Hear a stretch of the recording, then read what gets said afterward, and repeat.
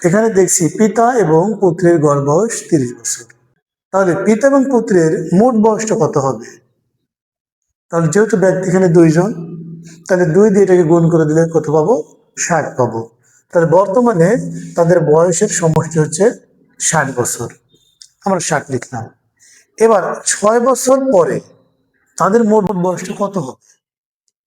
যেহেতু ব্যক্তি এখানে দুইজন, 6 বছর পরে তো দুজনের বয়স বৃদ্ধি পাবে, 6 বছর করে বৃদ্ধি পাবে। তাহলে দুজনের বয়স যদি 6 বছর করে বৃদ্ধি পায়, তাহলে দাঁড়াবে কত? দুজনের 12 বছর।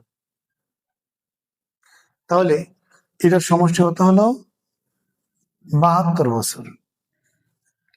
তাহলে এই 6 বছর পরে আবার অনুপাত হবে কত? 5:1। 5:1।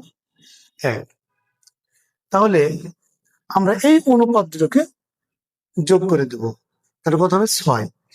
এই 72কে এই অনুপাতের এই যোগফল দিয়ে আমরা ভাগ করে দেব, তাহলে পাবো কত?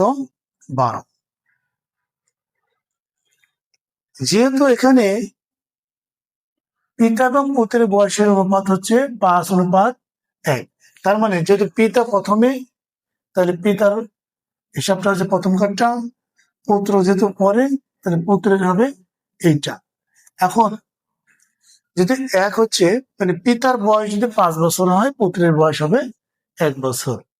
এই যে 12 পেলাম, এই 12টা হচ্ছে পুত্রের বয়স। কত বছর পর? এই যে বর্তমান বয়স থেকে 6 বছর পরে তার বয়সটা হচ্ছে 12 বছর। তাহলে 6 বছর আগে মানে বর্তমান তাহলে কত হবে? বর্তমান তাহলে 12 থেকে আমরা 6 বাদ দেব, তাহলে তাকে কত? 6। তাহলে বর্তমানে পুত্রের বয়স হচ্ছে 6 বছর। আমরা এইভাবেই মুখে মুখে খুব সহজেই আমরা সমাধান করতে পারি এবং পরীক্ষার হলে আমরা সময়কে বাঁচিয়ে নিতে পারি, সময়কে সেভ করতে পারি। যদি ভিডিওটি ভালো লাগে, অবশ্যই শেয়ারের মাধ্যমে অন্যকে দেখার সুযোগ করে দিবেন।